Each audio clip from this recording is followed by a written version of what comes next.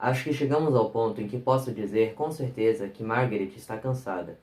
Cansada de ser julgada o tempo todo. Cansada de tentar ser como as outras pessoas. Pessoas com as quais ela se parece por fora e nada mais.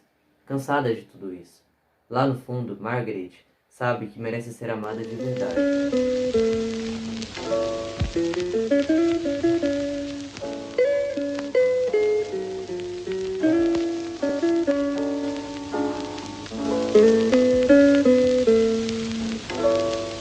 Olá, leitores! Meu nome é Arthur e no vídeo de hoje então vamos conversar um pouco sobre uma das melhores leituras que eu realizei neste ano de 2021. Eu estou falando do quadrinho ou graphic novel, como você preferir chamar, A Diferença Invisível. Então, sem mais delongas, e bora lá para o vídeo de hoje.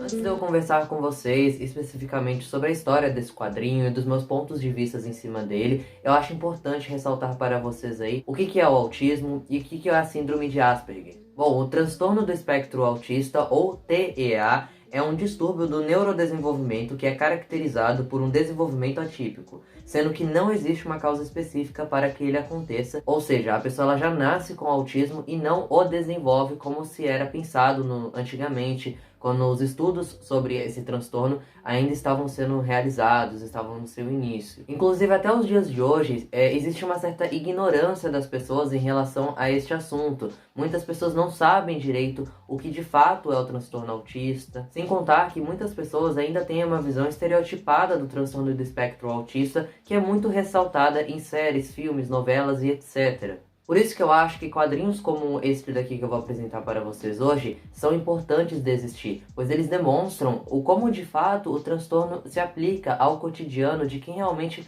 sofre com este transtorno. Aqui no livro, o livro da psicologia, que é uma coleção então que a editora Globo traz aqui para o Brasil, com diversos temas aí diversos, tem livro da política, da história, enfim. E eu tenho esse daqui em casa, e quando eu terminei de ler então esta graphic novel, eu fui pesquisar um pouquinho sobre o autismo para falar aqui para vocês, e tem um capítulo aqui deste livro que aborda esse tema entre as páginas 298 e 299. E aqui eles dão um pequeno contexto então de uma abordagem em uma espécie de linha do tempo de quando que começaram então os estudos em relação a este transtorno. Então aqui diz que em 1943, um psicólogo americano, eu vou deixar o nome corretamente dele aí na tela para vocês conferirem, ele acaba descobrindo então o autismo, e segundo ele, o autismo era resultado de uma criação fria e distante. Como eu havia dito anteriormente aqui neste vídeo para vocês, se achava então que o autismo ele era desenvolvido e a pessoa não nascia com ele. E aqui eles citam também outros psicólogos e psicólogas que contribuíram então para o estudo do autismo. Então acho bem legal vocês que têm esse livro aí em casa darem uma lida nessas páginas aqui. Aqui também será apresentado um estudo de um psicólogo em que ele vai falar então que o autismo ele é uma versão extrema do cérebro masculino. Porque segundo ele, como mostra em um mapa mental que eu vou deixar aí na tela para vocês, existem dois tipos de cérebro, o masculino e o feminino. E os experimentos dele mostram então que 17% dos homens apresentam esse tal cérebro feminino e 17% das mulheres apresentam esse cérebro mais masculino. E muitas pessoas também têm esse cérebro equilibrado, que ambas as habilidades estão presentes. O cérebro masculino é programado principalmente para entender e construir sistemas, enquanto o cérebro feminino é programado principalmente para a empatia. Já os autistas são obcecados por sistemas e querem entendê-los e trabalhar com eles, mas não têm nenhum instrumento para a experimentação da empatia. Então, por isso mesmo, o autismo é uma versão extrema do cérebro masculino. Mais abaixo também será citada a teoria da mente, onde ela vai ser resumida da seguinte forma aqui neste capítulo.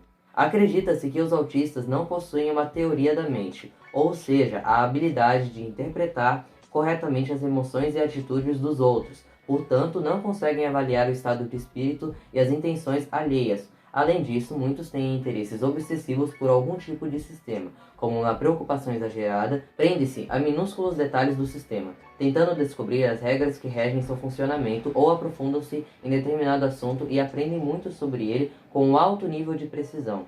Essa combinação de pouca ou zero empatia com a obsessão por sistemas, associada ao maior índice de autismo entre os homens, levou a este psicólogo à conclusão de que os autistas possuem o cérebro masculino extremo. Aqui também vai ser colocado um adendo que em 1997 um psicólogo britânico disse então que a teoria da mente não é capaz de explicar a memória e habilidades excepcionais em áreas específicas que alguns autistas apresentam.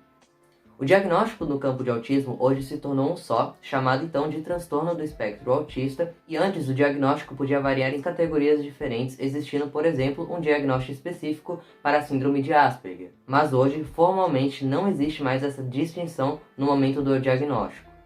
Ainda assim, existem 3 níveis diferentes para o autismo, e são eles: o nível 1, que é o autismo leve, que se enquadra aí a síndrome de Asperger, que é a que eu vou retratar aqui no vídeo de hoje. O nível 2, que é o autismo moderado, e o nível 3, que é o autismo severo. Para ficar mais claro para vocês essa explicação do que é a síndrome de Asperger ou autismo, né, nível 1, eu vou citar algumas características de que algumas pessoas que possuem essa síndrome têm. Inclusive, muitas características que eu vou citar aqui para vocês são demonstradas aqui dentro dessa graphic novel. Uma pessoa que tem Asperger não possui atraso de linguagem e normalmente elas usam uma linguagem mais correta, entre aspas, em suas falas. E também possui uma fala mais repetitiva, sempre se focando em um assunto em específico, repetitivamente naquilo. Ou ela também tem um hiperfoco em algo específico. Eles também não conseguem enxergar o duplo sentido nas falas e também não possuem filtros na hora de dialogar com as pessoas. Ou seja, se ela não gostou da roupa em que a outra pessoa está vestindo e essa pessoa pergunta para ela o que achou, a pessoa vai falar que não gostou e pronto. Essas pessoas também possuem uma dificuldade nas interações sociais e possuem também uma hipersensibilidade. Vale ressaltar que uma pessoa que possui espectro autista no nível 1 não possui uma deficiência intelectual. Voltando naquele assunto, né, da utilização do nome Asperger ou síndrome de Asperger, né, para as pessoas no diagnóstico, a utilização desse termo vem sendo muito discutida. Isso porque recentemente foi descoberto então que o psiquiatra Hans Asperger, responsável então por ser pioneiro nos estudos sobre a síndrome de Asperger em 1944, se envolveu com o nazismo. Inclusive, recentemente foi lançado um livro que discute esse assunto chamado Crianças de Asperger. Mas enfim, esse é um assunto que dá muito pano para manga, eu não vou me estender muito com ele aqui, porque esse não é o meu objetivo com esse vídeo. Realmente a minha intenção aqui nesse início foi só fazer uma introdução e uma pequena observação aí para vocês se situarem melhor do que é o autismo. A Diferença Invisível foi lançado originalmente no ano de 2016 lá na França, e aqui no Brasil ele foi lançado pela editora Nemo no ano de 2017, com um preço de capa por volta aí dos seus R$ 59,90, mas você encontra mais barato na internet, na média aí dos R$30.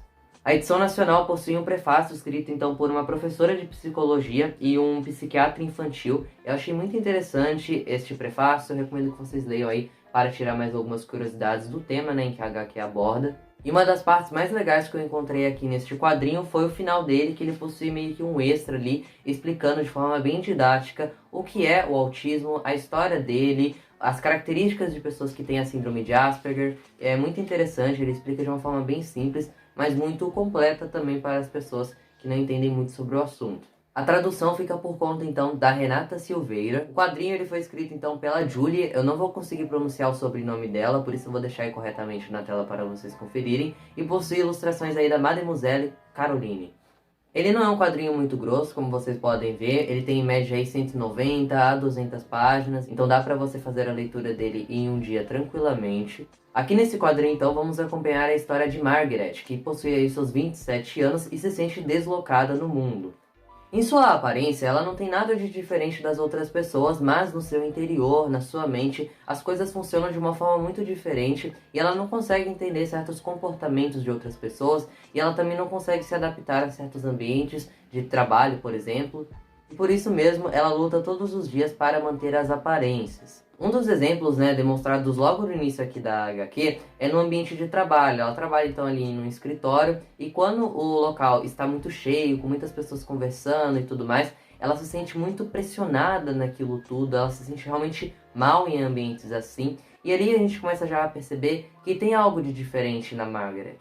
Ela também tem uma rotina que ela sempre segue à risca, então ela nunca muda essa rotina, ela sempre acorda no mesmo horário, come a mesma coisa, sempre passa na padaria, sempre vai para a livraria no momento em que está voltando do trabalho. Então, basicamente, todos os dias ela segue uma mesma rotina muito regrada.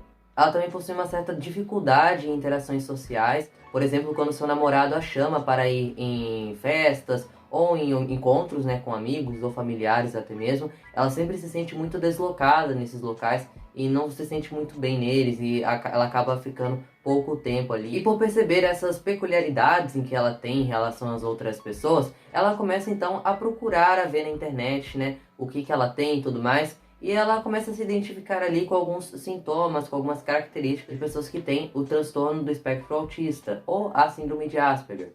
Com isso, ela vai acabar passando no psicólogo pela primeira vez, só que esse psicólogo não vai dar o diagnóstico correto para ela. É uma consulta bem estranha, inclusive, que ela tem lá com ele, enfim. Mas ela não desiste, ela continua procurando aí outros profissionais, e com isso ela vai passar por diversos exames, digamos assim, em um centro de apoio ao autismo, e lá ela vai ter o seu diagnóstico correto. A partir de então, a Margaret, ela tem um ponto de virada na sua vida. A partir do momento que ela tem um diagnóstico e uma explicação por ela ser desta maneira, ela começa a se entender melhor, a não se pressionar tanto, a respeitar melhor os seus limites, mas nem tudo são flores. A partir do momento então em que ela recebe o seu diagnóstico, muitos dos seus amigos não entendem muito bem o que é aquilo e acabam até falando coisas que são desconexas, né? Dá pra ver ali que a pessoa não entende nada sobre o assunto e fica dando pitacos, né? Por exemplo, quando ela vai falar com uma amiga que foi diagnosticada então com a síndrome de Asperger, a amiga dela vai falar assim, não, deve ter sido algum erro, você não é autista. Inclusive no seu emprego, quando ela vai pedir então ali algumas mudanças, né, no seu ambiente de trabalho, ela vai contar as suas condições que ela tem. Então ela pediu lá no setor de RH, né, que fossem feitas algumas modificações, mas nem o setor do RH da empresa conseguiu lidar bem com isso, e ela acaba então pedindo demissão no seu trabalho. Sem contar, né, eu estava esquecendo de falar aqui para vocês, que as experiências e a própria personagem da Margaret é baseada então na própria autora. A autora que escreveu essa graphic novel possui a síndrome de Asperger, então ela tem muita propriedade para falar desse assunto. Ela se baseou em fatos que ocorreram com ela mesma, em exemplos que ocorreram no seu cotidiano, para transportar aqui para esta HQ. Então talvez seja por isso mesmo que ela é uma HQ tão visceral, uma HQ que nos transporta realmente para a mente de uma pessoa que tem essa síndrome. É muito interessante acompanhar a vida dessa personagem antes, durante e depois do seu diagnóstico e ver como ela mudou no decorrer deste tempo. Vale ressaltar que, além de retratar então a síndrome de Asperger, a autora também apresenta o TOC, ou o transtorno obsessivo compulsivo, que inclusive eu já falei um pouquinho sobre esse transtorno aqui no canal em um vídeo do ano passado que eu comento sobre o livro Tartarugas até lá embaixo, escrito por John Green, que também possui o TOC. Eu vou deixar linkado aí o vídeo nos cards para caso você se interesse em ver. Mas ela então retrata este transtorno por meio de uma personagem que trabalha em uma padaria essa que a nossa protagonista passa por lá todos os dias. Então a autora trabalha de forma sutil com este tema, mas mostra ele aqui. O estilo de desenho é simples, mas combina bem com a narrativa da história. Eu gostei muito da colorização que a artista decidiu colocar aqui nesta HQ. Então a gente pode perceber que em momentos que a protagonista ela está mais nervosa, que ela está tendo algum momento ali de tensão, o quadrinho ele é desenhado com tons mais avermelhados. É interessante observar também que a colorização do quadrinho em seu início era feita então mais pelo preto e branco, e ao final dele as ilustrações são bem mais coloridas e tudo mais, para ver como a vida da Margaret mudou, né, depois do seu diagnóstico, como ela passou a se respeitar mais e ela conseguiu ver o mundo de forma mais leve, né, digamos assim. Então, por meio da colorização, essa história também passa um pouco dos sentimentos que a personagem tem. Eu achei isso muito legal. No mais é isto, essa é uma HQ que na minha concepção deveria ser lida em escolas, até porque ela consegue trazer um relato real de uma pessoa que possui a síndrome. É uma leitura fácil de se compreender, chega a ser divertida em alguns momentos e é bem didático também. Fica aqui a minha recomendação para vocês. Qualquer observação, qualquer adicional que você tenha a fazer a este vídeo, é só deixar aí nos comentários, eu vou ficar muito feliz com a sua contribuição. Eu vou ficando por aqui, até uma próxima e tchau!